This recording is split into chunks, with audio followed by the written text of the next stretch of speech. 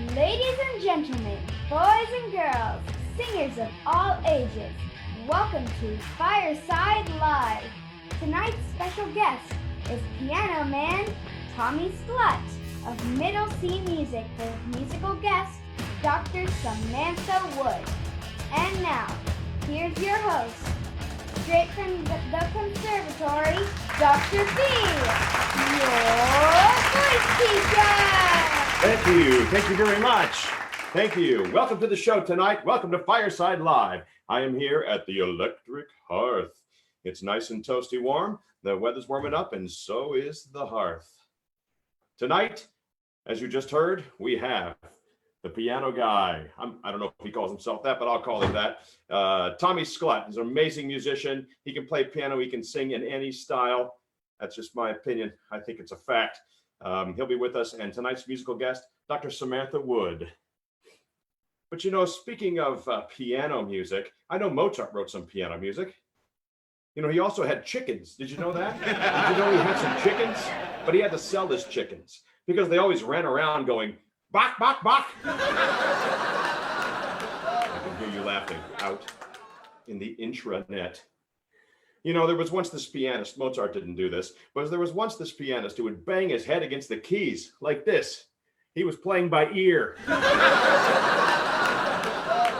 Listen, I know you're laughing, but you know, pianos laugh too. And you know what you call a laughing piano? A Yamaha!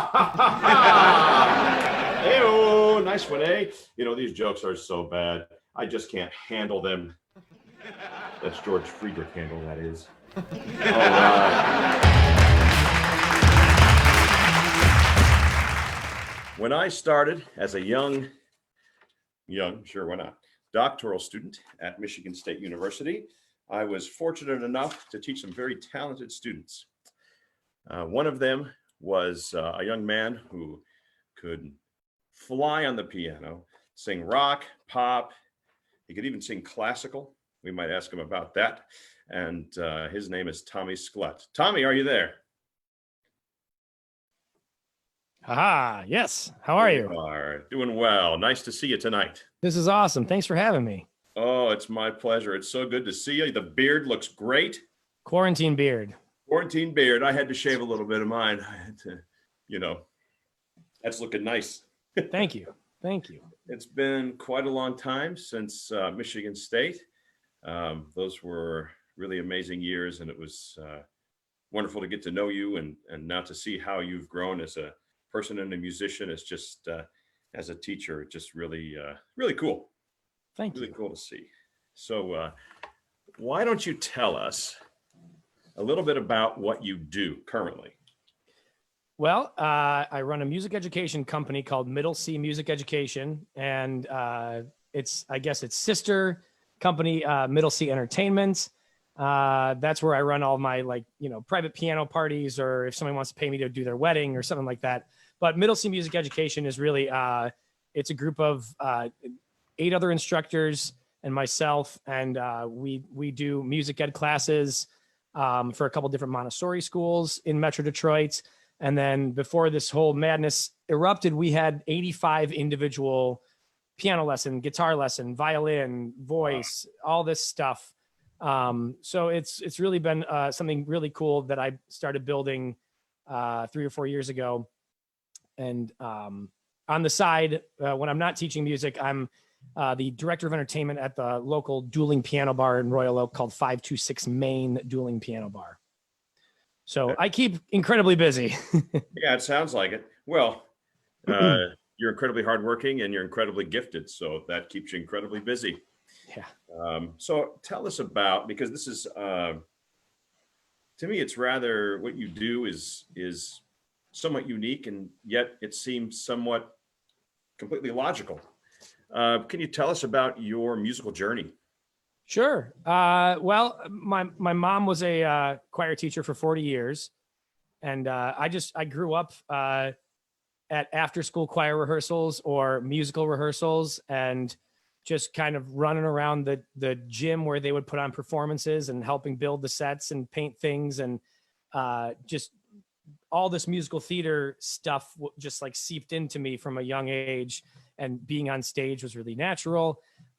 Singing, in church was, super, like from the youngest time I remember, like I would help my mom if she was playing mass, and I'd sing some of the little pieces during masses.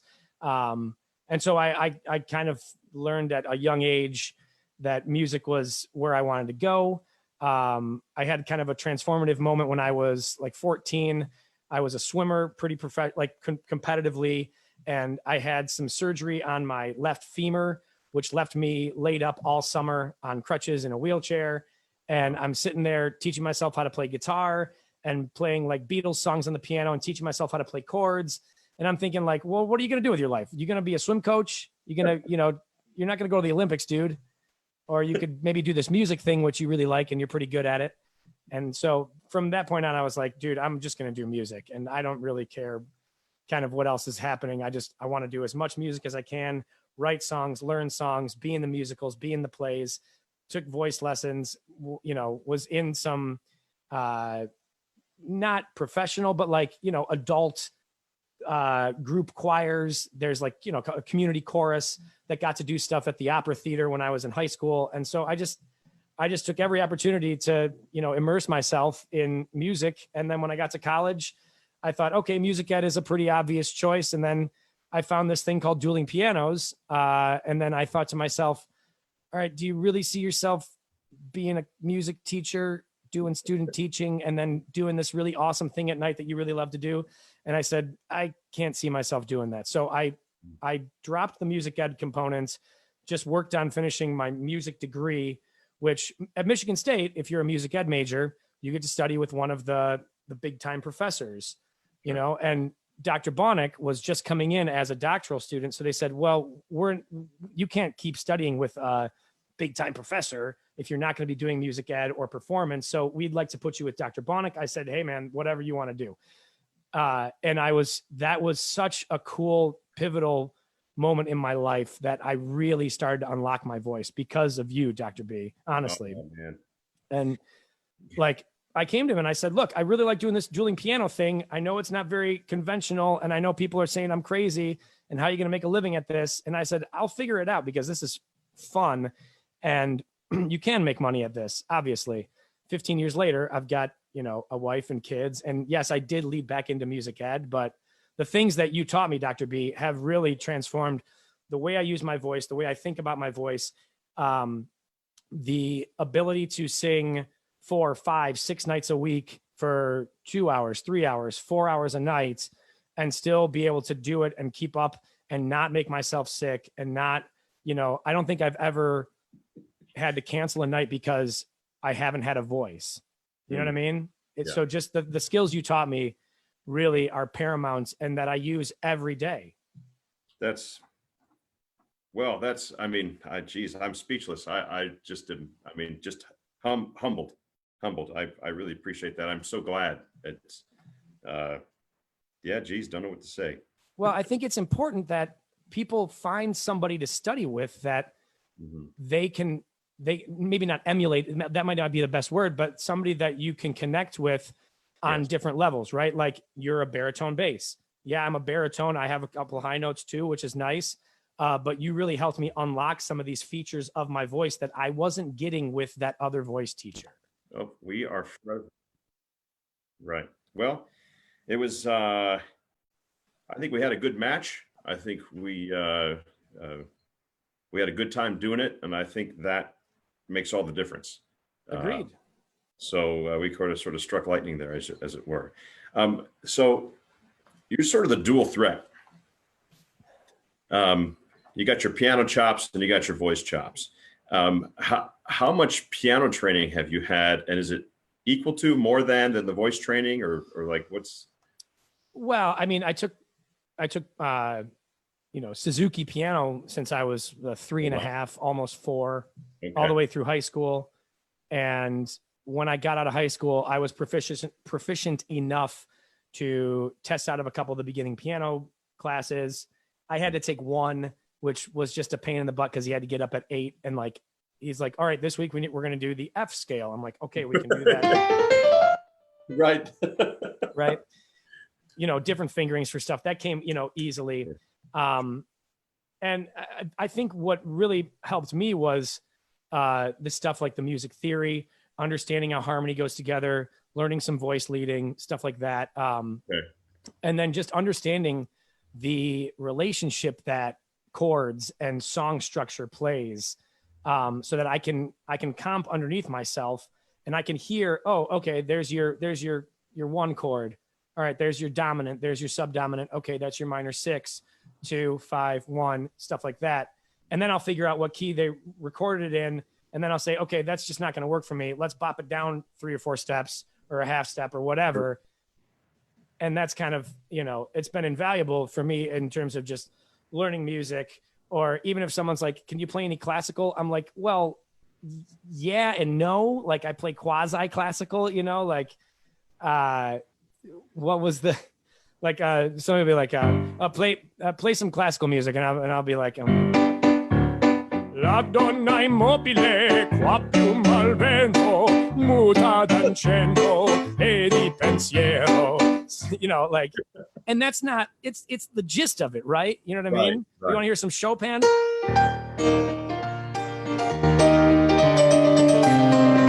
Right? It's something like that. It's not exactly what Chopin wrote, but it's close enough, right? It's quasi. So obviously you can't major in piano, dueling piano bar. It's a shame. But I tell my students that, we get locked into these 2 degrees, education, performance, but there's so many more career paths that you can do. And I was wondering how it was for you in terms of making the degree give you what you needed, or did the degree help inform what you do now, or kind of vice versa? Like a little bit of both, I think. I mean, honestly, once I found dueling pianos, I knew that I wanted to do that, like sort of as a career. Yeah. And I've been doing it for 15 years. And I feel like I'm kind of at the top of that, echelon of like, I get paid well for what I do. I feel like I'm valued. I'm the director of entertainment at this bar. So I'm being a leader. I'm helping train some younger performers. But like getting to that place, it takes a lot of like hard work. And so I think the stuff that like helps me the most, the theory, the voice technique, just like a beginner jazz was super helpful to me. But I say, like, I think the most important thing is to find what you're passionate about. Like if you really like to play country songs and you want to start a country cover band and you want to try to get paid for it, okay, figure out how to do that and then inform yourself and be knowledgeable of the genre, right? For me, I've got to be knowledgeable of like a ton of genres, and I have to figure out how to work that in and make it sound all right on a piano, right? So that people will respond to it. And I think music ed has always been in my blood. I just didn't feel like out of the gate I wanted to pursue that wholeheartedly. And I really have some issues with I don't want to offend anybody, like I figured out a way to be educational to people in my own way and to be helpful with my own skill sets, and I took a lot of the things that I learned in those early music ed classes, and I've read a lot, and I've, learned more about the Montessori method and some other different methods, and learning about Kodai and learning about, using the solfege hand syllables. And I think all of that is, it all like little bits from here, little bits from there, here's some folk music, here's some rock and roll, here's some jazz, let's give these kids a realistic music education instead of, all right, well, we're going to study these songs out of this book that no one really cares about anymore. No offense. No, it's none taken. I understand. I mean, this is what it is. It's almost like you're breaking new ground. I mean, there's, like I said, you can't major in what you do. You can only take the pieces that are offered to you and then find the rest. And I really feel that same way about any degree you get. 4 years, what you're talking about is really a lifetime study. And that is music. I think that's any field is a lifetime study. 4 years is not enough to become an expert in anything.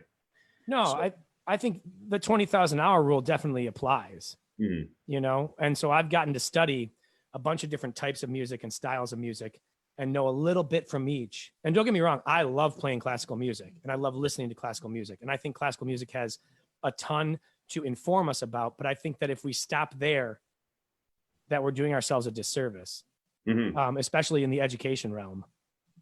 Yeah, well, I agree with you. Well, speaking of classical music, and I think I remember this. Did we work on Largo? How's that go again? Largo vector della città, Largo. No, we did Non più andrai farfallone amoroso. No. Okay.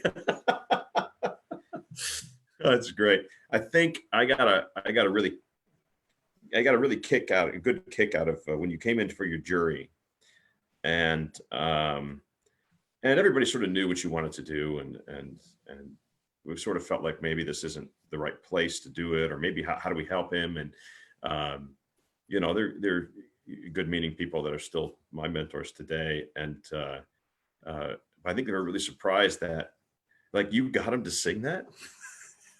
Yeah. We also do other stuff too, though. You know, we did the Non più andrai, and that was fun. And then we did another piece that we found. I think I was just looking through stuff, and I found a classical setting of Bob Dylan's "All Along the Watchtower." Do you remember this? Yes. And it was, I forget who it was by, but it was by some 20th century composer, and I thought I learned it pretty damn well. Pardon my French. And they looked at you and they go, "Was that accurate?" And that's right. Yeah, that was. Yes, that was accurate. Yes, that was great. And that was it's Corigliano. Thank you. I wanted to say that, but I didn't want to be wrong. Yeah. And then he said a few of Dylan's poems, did he not? It probably was in a score, not a score, but like a group or a suite or something like that. But that was fun. That was a highlight. I think that was my, whatever senior jury or super senior jury, whatever we want to call it. Yes, absolutely. You learn that. Yeah, that was impressive. That was impressive to say the least. So before how we normally do this is we go to our musical guest and then we come back and take questions from those watching. But first, before we go to the musical guest, I want to, what advice could you give someone who maybe wants to go into this type of music field or something similar to it? I would say, do your homework. Start getting those 20,000 hours in. Start getting as much repertoire in that thing that you want, whether it's jazz, classical, Americana, like the Great American Songbook, that stuff, the Sinatra stuff, the Tony Bennett type stuff, because there's work in all that stuff, not just pop music, or there's tons of work in cover bands. There's tons of work as, in like lounge singer type stuff. If you find the right people that can get you the jobs, or you start your own thing and you have to start marketing yourself. I would say get really good at trying to market yourself and try to get yourself out there to the world, right? I've got 4 different Facebook pages. My own, Tommy Sklut Music, which promotes all the piano bar stuff, or if I've got original music coming out. I've got a band that I did in Chicago called Sklut and Weston. That's got a page. Middle C Music Education has a page. Middle C Entertainment has a page, right? I live streamed like 4 out of the 5 pages of those and one of my YouTubes. Every like Monday through Friday, I'm doing a different stream now that we're in quarantine because I don't have a chance to go to the bar. And this is something that helps me keep my chop up. I get to learn some new music. Somebody requests something. I don't know that. All right, I'm writing it down. I'm going to look it up. Give me a week or so or a couple days, and I'm going through it and I'm learning it. But you got to start, and then you got to put yourself out there in front of people doing what you want to do, right? Whether it's an open mic or finding somebody and forming a duo, or finding a couple other people and forming a little band and getting yourself out there. Heck, go play on the streets in a crowded place in the summer I mean, if that's allowed, I guess, but I remember when I was a sophomore and a junior, and they would have these big festivals around Michigan State where there'd be thousands of people walking the streets. We'd find a corner, and my bass player buddy would have his upright bass, and I'd have guitar, and we'd play the blues, and we'd play different rock songs we knew and pop stuff.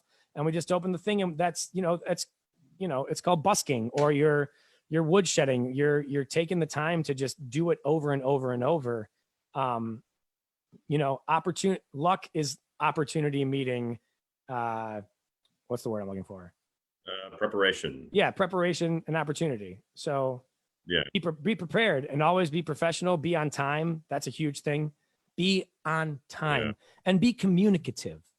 I hate it when my instructors don't communicate with me, and I have to go bug them about stuff that they should have already had in communication to me, right? If you want to get paid, let me know that you did this lesson. How do you do that?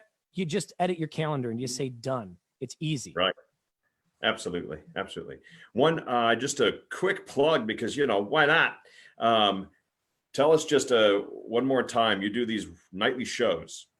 I do Tommy Sklut's virtual variety show every night at 7 p.m. Eastern, like Monday through Friday. I've been playing with the schedule a little bit. I think we're going to just stick to Monday through Friday. And it'll be nice for me to have a weekend. I've never had a weekend as a bar musician or somebody who's working at corporate parties on Fridays and Saturday nights or weddings or whatever, So it's been very cool to have, Saturday, I don't have anything on my schedule. What's that like? Should they go to Tommy Sklut Music? Go to Tommy Sklut Music, Middle C Music Education, Middle C Entertainment. Those all stream it. If you like to go to YouTube, youtube.com/Tommy Sklut. That's SKLUT. And it's all over the place. Like those Facebook pages for all the stuff you'll see me going on. And all the previous shows are cataloged on YouTube. So you could see, last night's show or, last week's show or whatever. That's great. Excellent. Well, I'm going to announce our musical guest. I'll ask you to mute your camera, and we'll get back to those questions. So for those of you who have questions for Tommy, get ready. We will answer those right after the musical guest. When I got to IUP, I had a small studio. I was temporary faculty, brand new. Nobody knew who I was. I didn't know who they were. And I had a brave nucleus of amazing students. One of them was a sophomore named Samantha Wood. I right away recognized her immense talent and what she could bring to the music world as a vocalist and a performer.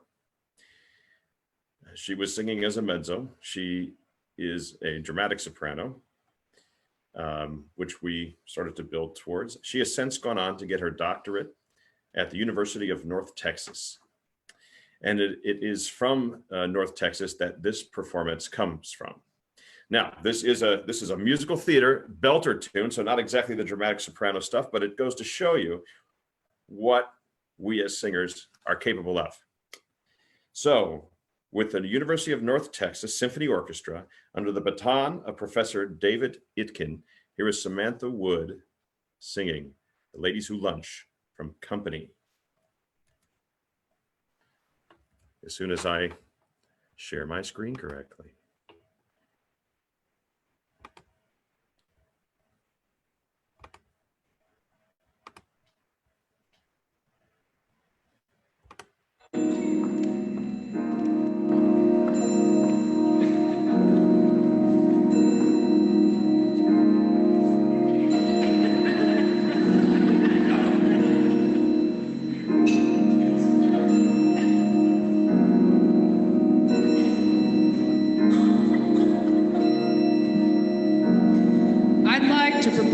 A toast. Here's to the ladies who lunch. Everybody laugh. Lounging in their caftans and planning a brunch on their own behalf. Off to the gym then to a fitting, claiming they're fat. And looking grim, 'cause they've been sitting, choosing a hat. Does anyone still wear a hat? I'll drink to that. Here's to the girls who stay smart, aren't they a gas? Rushing to their classes in optical art, wishing it would pass. Another long, exhausting day, another $1,000. A matinee, a picture play, perhaps a piece of mullet. I'll drink to that. And one for Molly. Here's to the girls who play wife, aren't they too much? Keeping house but clutching a copy of life, just to keep in touch. The ones who follow the rules and meet themselves at the schools, too busy to know that they're fools, aren't they, Jim? I'll drink to them. Let's all drink to them.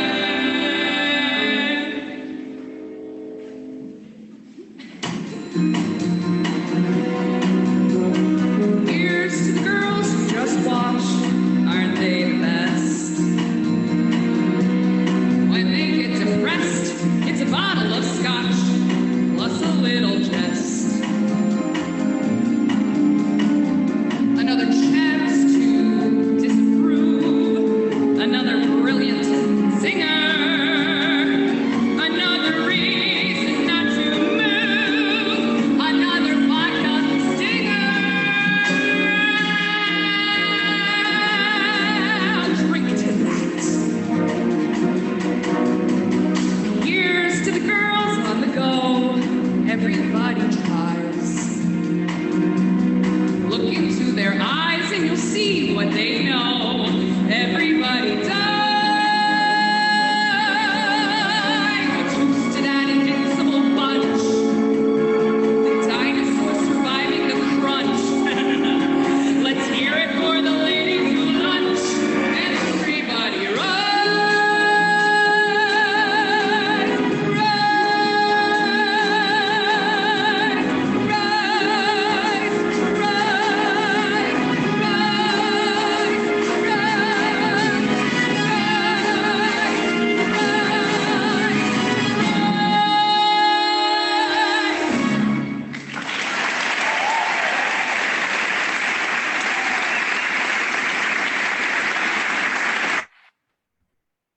There you go. And Samantha will be our special guest next week. So there's a little bit of a plug there.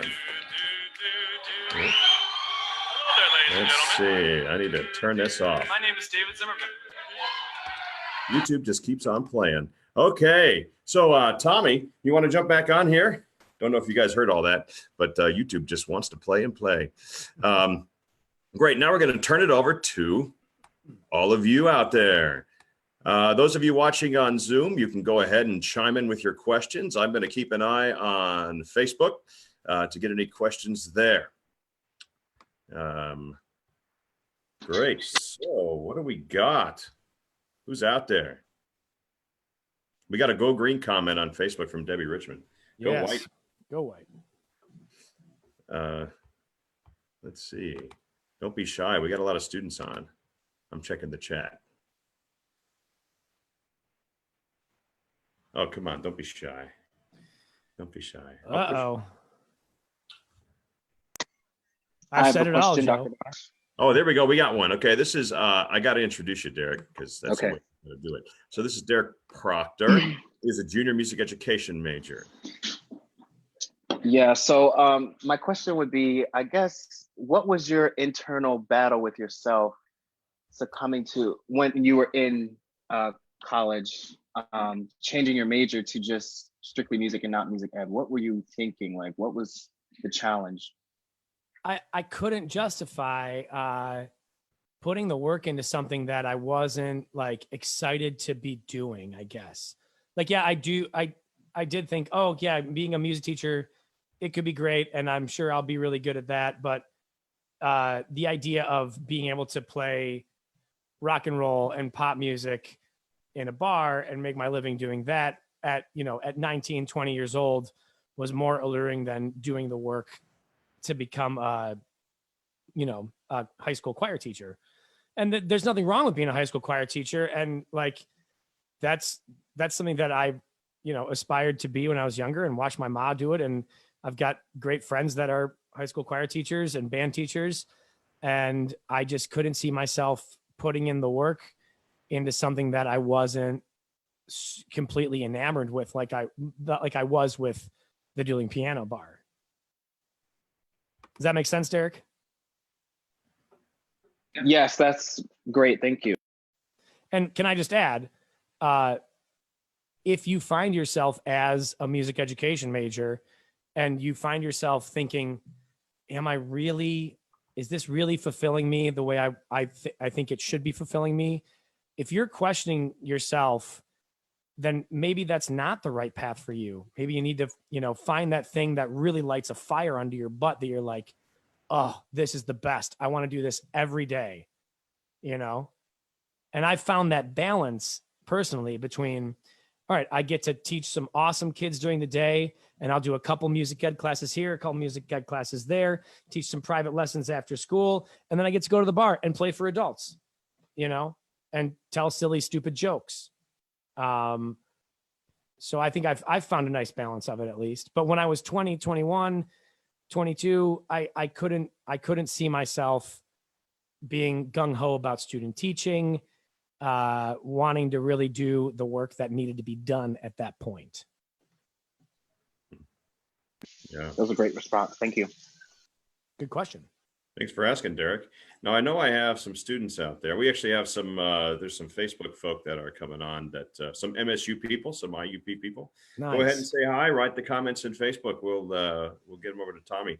Now, I know I have some IUP students that aren't necessarily sold on this whole classical music thing. I'll name you, I'll out you right here, or you can just go ahead and ask a question.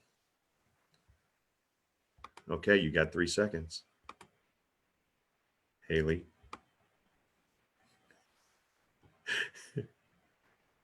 Nothing. Well, let me ask Haley a question then. So what aren't you sold about with classical music? Like, what's your hang up with it, if you don't mind me asking?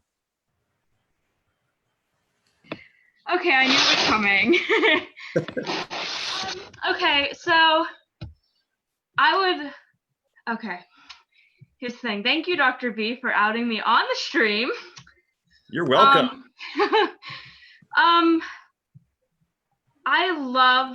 I love the major, and I would love to do it. I talk to my mom about this all the time. Like, I would love to do it, but the thing is, like, I keep thinking kind of in the back of my head, like, but what if I went and tried to do this or that? Because I actually started out on piano. I talk to my mom about this all the time. Like, I would love to do it. Oh my gosh. Okay, sorry. It's like I can like hear myself on this. No, but, it's Dr. B checking the Facebook feed, and I think he had his volume up. Yeah, sorry. Okay. Sorry. But, I actually started out on piano, and my piano teacher taught me like a bunch of chords. Like, she focused on that, and I can't do anything like you do, but I really love like sitting down and playing and just singing, and like that's my favorite thing to do personally. But I don't know. I just keep thinking in the back of my head, like, what if I went and tried like some of the things that I like always think about, like I'd want to do. And like he always tells me, like, go try to audition for things first and then be a teacher. But I don't know. I guess in my mind I'm like, I don't know it's right to do, but I'm only a sophomore, so I have some time, I think. But I don't know. Can you unmute me, Dr. B? Are you muted? I think, Haley, can you hear me? Yeah, I can hear you. Okay, cool. Sorry. Yeah, you should do all the things that you want to do, and you should study classical voice, right? So here's the argument as to why you should study classical voice. And it doesn't mean you need to go be in operas for the rest of your life or musical theater for the rest of your life.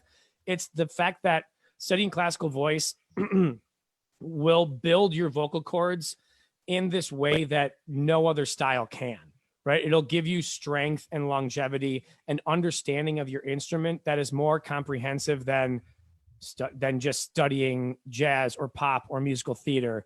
Like I can do all these different genres and work my voice because I have this understanding that comes from the classical technique, the classical training, right? And so I think you can do that. Like, dude, Bon Jovi still takes voice lessons like every day, 5 days a week.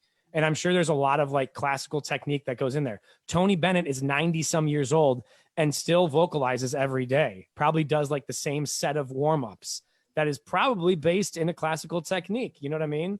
Like, I'm sure Kelly Clarkson has studied some form of classical technique. You know what I mean? So that's the argument for classical music, right?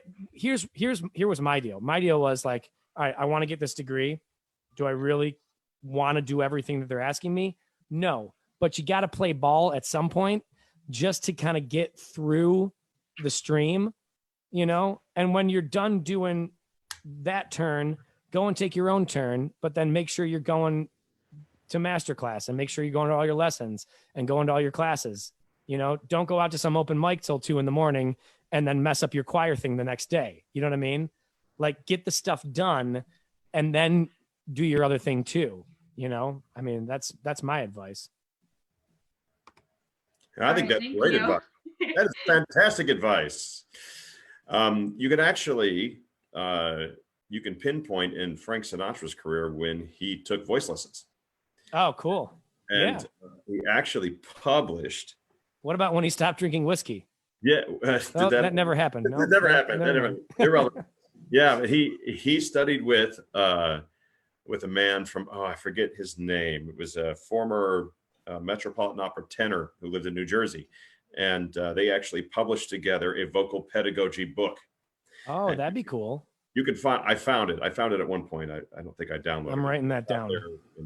It's out there in the ye olde intranet, as the folks used to say. I'm writing that down. That's cool. I'm gonna look for that. So we had a question. Yeah, sorry. Oh, I was gonna say some of the best advice Dr. B gave me was don't drink cheap whiskey. It's better for your voice if you drink the better stuff. It's better. Yeah. Okay. I got. Sorry. Go ahead. Christian, why don't you come on? This is Christian Holman. He's you're a sophomore, yeah? We can't hear you.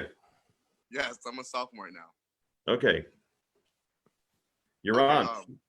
My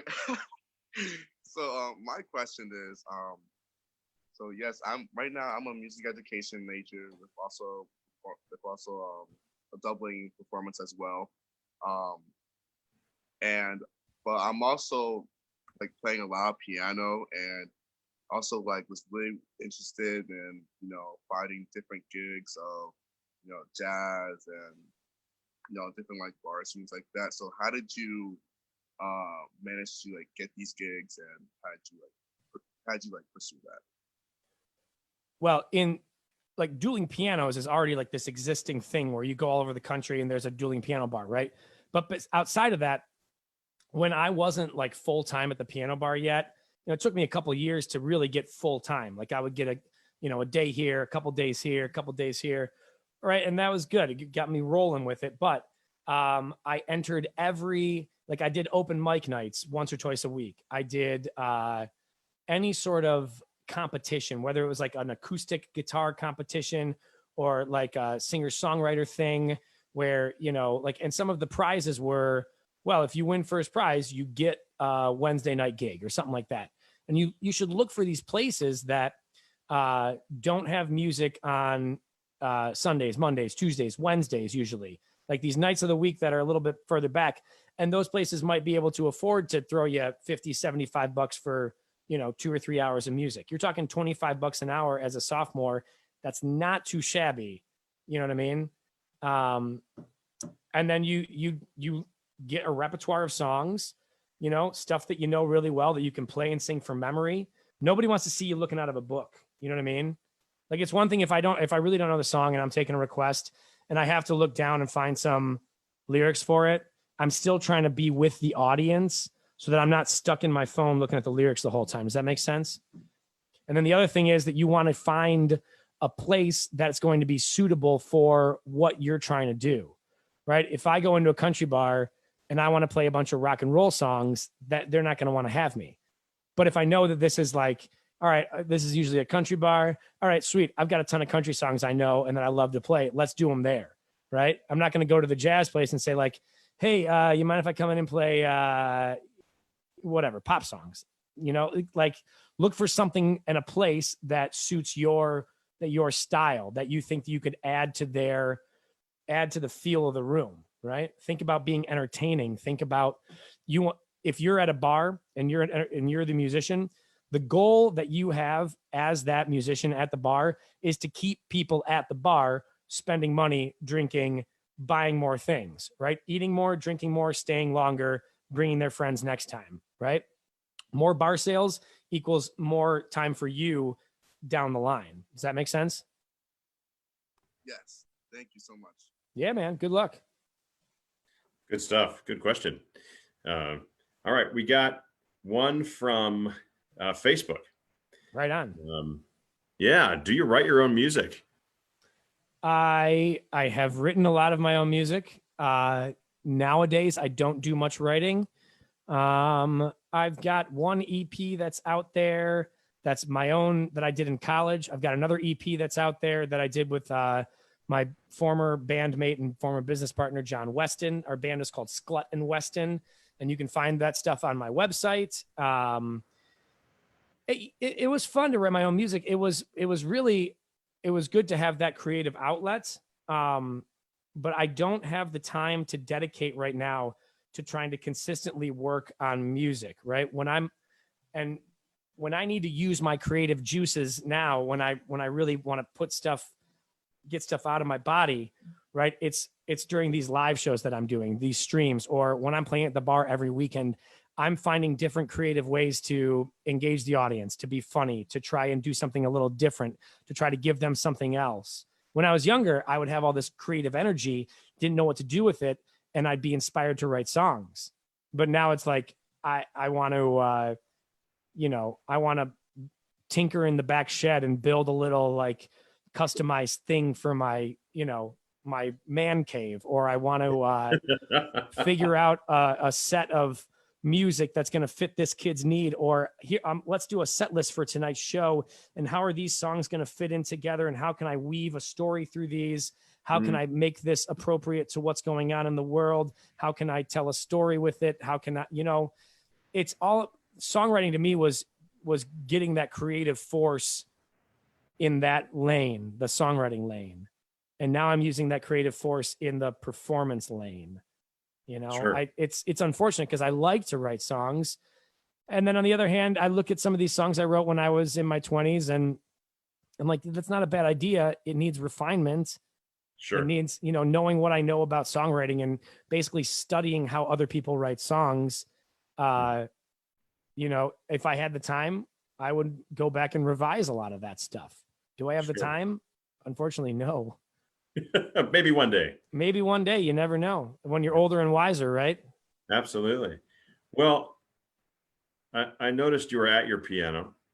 I am. And I didn't, I didn't ask you to sing anything, but you're at your piano. I'm all warmed up. I just did a 50-minute show before I got on here with you. So maybe we can plug that show one more time. Would you give us a chorus or something? Sure. Well, it's the Tommy Sklut Virtual Variety Show every night at 7 on Tommy Sklut Music on Facebook, Middle C Music Education on Facebook, Middle C Entertainment, or youtube.com/Tommy Sklut. That's SKLUT. What do you want to hear, Dr. B? You want to have one of your kids request? I want you to request a song, Dr. B. What do you like? What's a good, like, what's your thing? You throw on a record, you throw on some old school something or other. What do you do? Oh man, I like, I can never go wrong with some Garth Brooks. Okay. I can never go wrong with a little Sinatra. Okay. Wow. Now I feel on the spot. I've tried yeah. to put you on the spot. Now you know how I feel. Yeah, right. But that Queen was awesome that you did. That was fun. So for those of you who want to see the Queen song, oh man, you got to watch last week's show. You could also tune into Tommy's shows every night. And you can request songs Monday through Wednesday. I usually do a theme. Like tonight we did 80s night. So I don't know if you guys can see it. I've got some guy liner on. No, oh yeah, right on. I'm wearing my 80s sport coat with a pink shirt. You know, I was gonna roll up the sleeves, but we played a bunch of 80s. All right, let's see. Let's see. I'll do a Garth Brooks for you.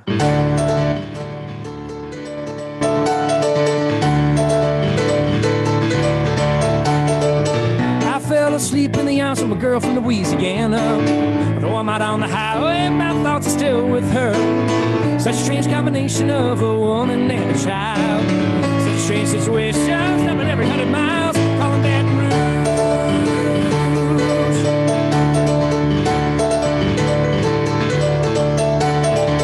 A replay of last night's events roll through my mind, except a scene or two raced by sweet red wine. I see a truck stop light ahead, so I change lanes. Need a cup of coffee and a couple dollars change, calling Baton Rouge. Operator, won't you put me on? I'm gonna send my love down to Baton Rouge. Hurry up, won't you put her on the line? I'm gonna talk to my girl just one more time. Whoa, sweet Baton Rouge, yeah. Whoa,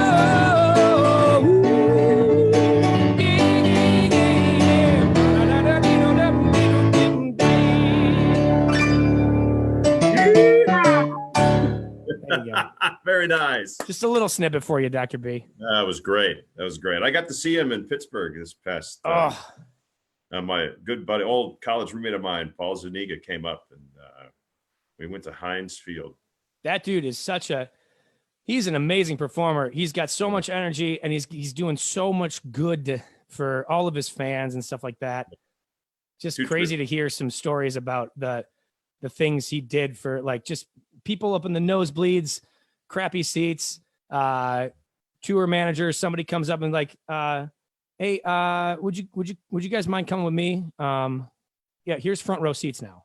You know, Wow. stuff like that. Yeah. Pretty cool. We got another Facebook question coming at you. All right, it's actually a two-parter. What's the most requested song at the Dueling Piano Bar, and what's the song you wish people would stop requesting? Freebird. All right, yeah. So Freebird, that's annoying, right? Nobody wants to spend the next 10 minutes listening to me play Freebird. Right. The top 5 are Piano Man, Sweet Caroline, Don't Stop Believin', Bohemian Rhapsody, and there's like another depending on where you're at, right? Like if you're up here, it's gonna be, and it changes. You know, it's like everybody's requesting Lizzo, or you know, for a while it's Africa. You know, and I like Africa. Don't get me wrong, but like if I never had to play Sweet Caroline again, I wouldn't be super hurt. But here's the kicker. Why am I there? I'm there to bring people joy. I'm there to make some money. So if I can make some money off of somebody that loves to hear Sweet Caroline, then that's okay with me. And I feel good about that, to be honest. Absolutely. You know, is it just tedious and mind numbing because it's the same thing?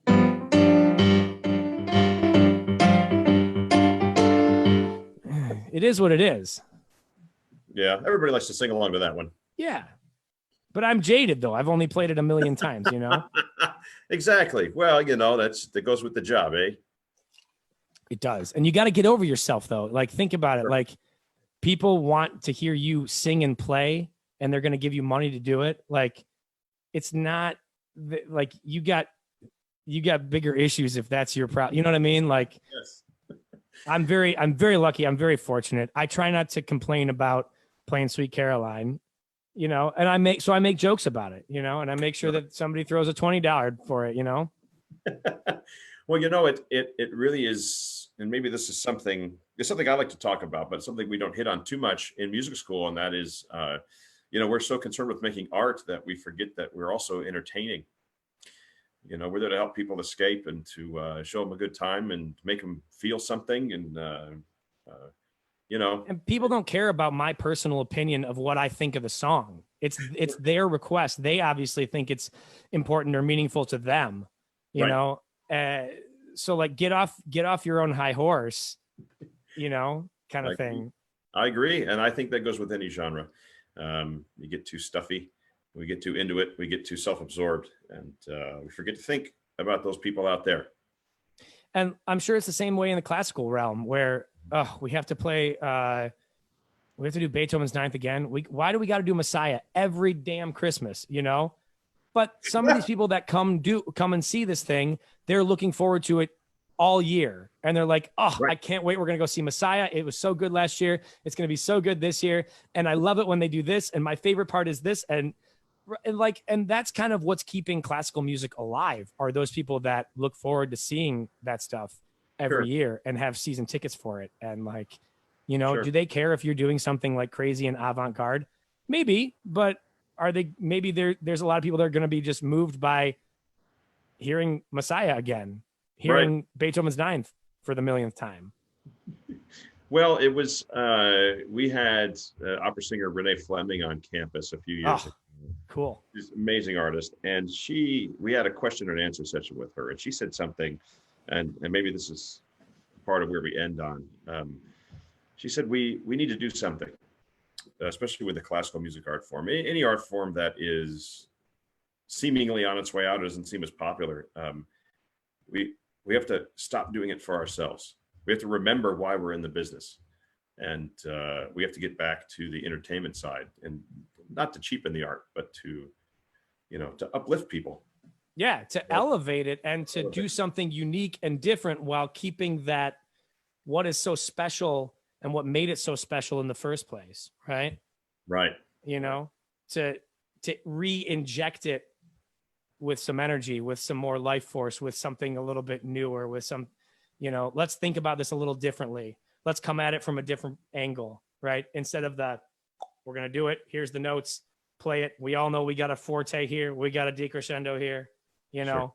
Yeah. But like, man, I love watching Dudamel conduct. Anything that dude conducts, he's nuts and he's so into it, you know? And it's guys like that are, and Renee Fleming, and, you know, like the people that are in the public sphere, you know, saying like, look, this is classical music. And I think classical music has a great and huge role to play in our society. We need to study this stuff. We need to listen to it. It needs to be understood, because from that, we get that, and then we get that, and then we get that, and then we get the blues, and then we get jazz, and then we get rock and roll, you know, because it all stems from these big old tree branches. Absolutely. Absolutely. Well, I really thank you for coming on tonight. This has been really wonderful. It's great to talk with you. Great to hear you sing. I think my students are learned a lot, and just really appreciate it, man. Hey, Dr. B, it is my pleasure. Like I said, you have been an invaluable resource in my life, and because of you, I have been able to have a very long vocal career, because I understand how to use my voice more, and that's all because of you. So I cannot thank you enough. And whatever I can do to help you out, I am at your beck and call, man. And you guys, listen to this dude. What's that? Can I borrow $20? I got you. Yeah. All right. Well, really appreciate you. We're on with Tommy Sklut, and catch him every night. Tommy Sklut Music, Middle C Music, Middle C Entertainment. I think I caught them all on Facebook. He has his request show 7 to 8. So really appreciate that. Join us next week when we have Dr. Samantha Wood on. We'll be talking some vocal pedagogy and her route through her doctorate of musical arts. Well, and we always end with take care of yourself and each other.